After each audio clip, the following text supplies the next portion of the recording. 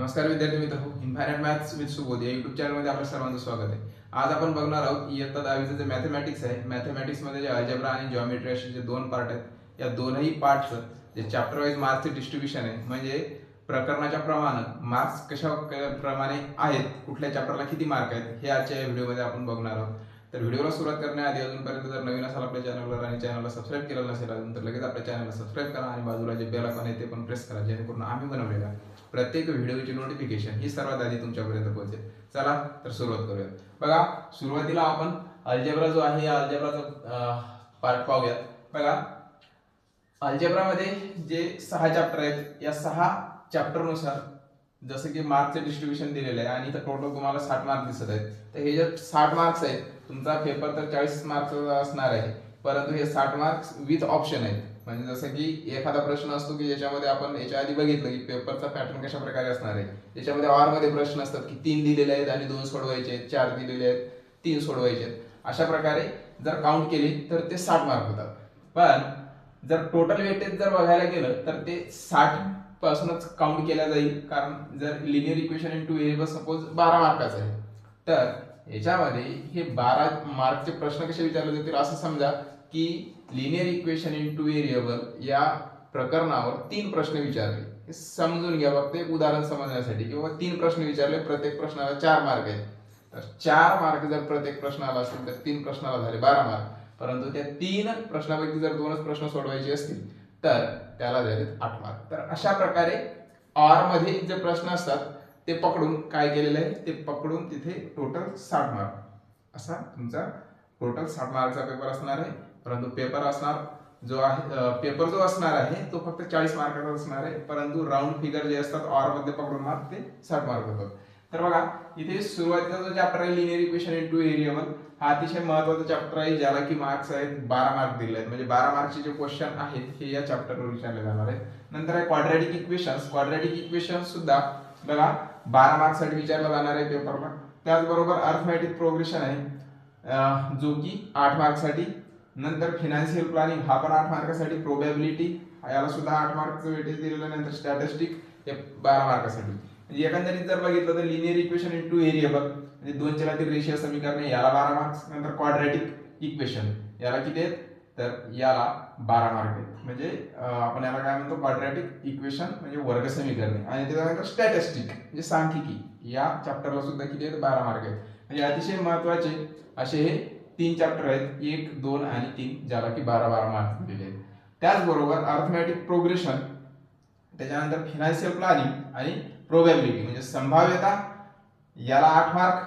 त्याच्यानंतर financial planning जे आहे तुमचं त्याला 8 मार्क आणि अर्थमॅटिक प्रोग्रेशन याला सुद्धा 8 मार्क. म्हणजे बघा, याला जरी 8-8 मार्क आहेत, परंतु हे महत्वाचे चॅप्टर हे पण आहेत, फक्त यांना थोडं काय वेटेज थोडंसं काय कमी आहे. तर असं टोटल जर हे 12-12, 8-8-8 आणि हे 12 हे असे 60 मार्क. म्हणजे बघा 12 आणि 8 हे 20, 12 आणि 8 हे 20, हे 12 आणि 8 हे 20, 20 त्रिक 60. म्हणजे 60 मार्क तुमचा काय असणार आहे, हा पेपर असणार आहे. नंतर जर जॉमेट्रीचा पार्ट बघायला जर गेलं तर जॉमेट्रीमध्ये बघा एकूण 7 चॅप्टर आहेत. 7 चॅप्टर मध्ये तुमचे 60 मार्क डिवाइड केलेले आहेत, जे की मी सुरुवातीला बोलताना सांगितलं की 60 मार्क कसे, तर ते विथ ऑप्शन आहे. सुरुवातीचा जो सिमिलॅरिटी आहे ते सिमिलॅरिटी या चॅप्टरसाठी 10 मार्क आहेत, अतिशय महत्त्वाचा चॅप्टर आहे, 10 मार्क आहेत. नंतर पायथागोरस थेरम आहे सेकंड चॅप्टर, ज्याला की 7 मार्क आहेत. त्याचबरोबर थर्ड चॅप्टर आहे तुमचा सर्कल, ज्याला की 12 मार्क आहेत. बघा, टोटल जर जॉमेट्रीचा पार्ट जर बघायला गेलं तर जो सर्कल आहे या सर्कलला एकूण 12 मार्क आहेत. म्हणजे जॉमेट्रीमध्ये सर्कल हा सर्वात जास्त मार्क असणारा चॅप्टर आहे. सर्कल बराचसा मोठा चॅप्टर पण आहे, तुम्हाला माहित आहे, त्याच्यामुळं या सर्कलला काय केलेलं आहे, 12 मार्क्स दिलेले आहेत. नंतर आहे तुमचं जॉमेट्रिक कन्स्ट्रक्शन, याला 7 मार्क. नंतर कोऑर्डिनेट जॉमेट्री यालाही 7 मार्क आणि ट्रिग्नॉमेट्री याला 7 आणि मेजरेशन याला 10. म्हणजे एकंदरीत जर बघायला गेलं तर जास्तीत जास्त वेटेज जे आहे ते सर्कल याला आहे 12 मार्क्स. नंतर सेकंड नंबरला सिमिलॅरिटी आणि मेजरेशन. सिमिलॅरिटी आणि मेजरेशनला किती दिलेले आहेत, तर 10-10 मार्क दिलेले आहेत. आणि बाकीचे जे चॅप्टर आहेत Pythagoras theorem, geometric construction, coordinate geometry आणि ट्रिग्नॉमेट्री याला प्रत्येकी 7 मार्क दिलेले आहेत. तर असं एकूण हा पेपर सुद्धा तुमचा विथ ऑप्शन किती मार्कचा असणार आहे, तर 60 मार्कचा असणार आहे. तर अशा प्रकारे हे जे वेटेज आहे हे अशा प्रकारे तुम्हाला दिलेलं आहे. म्हणजे बोर्डमध्ये ज्यावेळेस या चॅप्टरवर या प्रकरणावर प्रश्न विचारले जातील तर त्या प्रश्नाला लक्षात घेऊन त्या प्रकरणावरचे जे मार्क्स आहेत त्या मार्क्सला लक्षात घेऊन तुम्हाला त्याच्यावर काय केले जाणार आहे, प्रश्न विचारले जाणार आहे. तर हे एकंदरीत तुमच्या डोळ्यासमोर असू द्यायचं आहे. बघा, सर्कल सारखा चॅप्टर असेल, त्याच्यानंतर जॉमेट्रीचं जर बघायला गेलं तर सर्कल सारखा चॅप्टर आहे जो की 12 मार्क्ससाठी आहे. तर याच्यामध्ये बारीक सारीक जे काही कन्सेप्ट असतील, त्याचबरोबर जे हॉट्स क्वेश्चन असतात 4-4 मार्काचे ते क्वेश्चन्स, 3-3 मार्काचे क्वेश्चन्स हे मॅक्झिमम विचारले जातील अशातला जो भाग नाही. 12 मार्कचे आहे म्हणजे ते कशा प्रकारे डिव्हाइड करतील याचं आपल्याला सांगता येणार नाही. होऊ शकते की बाबा सर्कल 12 मार्कसाठी आहे विथ ऑप्शन, तर सर्कलचेच किती प्रश्न देतील, 3 प्रश्न देतील, प्रत्येकाला 4 मार्क देतील. शक्यता अशी कमी आहे, असं होत नाही. जेणेकरून म्हणजे काय होतं की बाबा जेणेकरून असं तुम्हाला वाटत असेल की बाबा सर्कलला 12 आहे तरी एका सर्कलला 12 मार्कचा असं विचारण्यात शक्यतो होत नाही तसं. परंतु आपल्याला असं सांगता येत नाही की सर्कलवर 2 मार्काचे विचारतील, नंतर एक 4 मार्काचा विचारतील किंवा एखादा MCQ वगैरे विचारतील, असा पार्ट आपण इथे सांगू शकत नाही. परंतु त्या मानानं तुम्हाला काय करायचंय, त्या अनुषंगानं त्या प्रकारे तुम्हाला काय करायची तशी तयारी करायची. बाबा सर्कलला 12 मार्क आहेत तर सर्कलला कशा प्रकारे महत्व देण्यात आलेलं आहे पेपरच्या दृष्टिकोनातून, त्याच्यावर 12 मार्क्स विचारले जाणार आहे.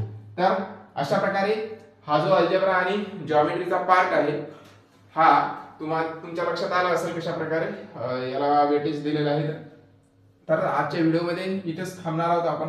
भेटूया नवीन व्हिडिओमध्ये. जर चॅनल नवीन असाल आणि व्हिडिओ आवडल्यास तुम्ही नक्कीच लाईक करा, तुमच्या मित्रांपर्यंत शेअर करा. चॅनलला नवीन असाल तर सबस्क्राईब करा, बाजूचं बेल आयकॉन जे आहे ते पण प्रेस करा, जेणेकरून आम्ही बनवील त्या प्रत्येक व्हिडिओची नोटिफिकेशन सर्वात आधी तुमच्यापर्यंत पोहोचेल. आणि त्याचबरोबर जर तुमचे काही फीडबॅक असतील, जर तुम्हाला आणखी काही आमच्याकडून अपेक्षा असतील तर नक्कीच त्या कमेंटमध्ये कळवा. भेटूया नवीन व्हिडिओमध्ये. तोपर्यंत नमस्कार.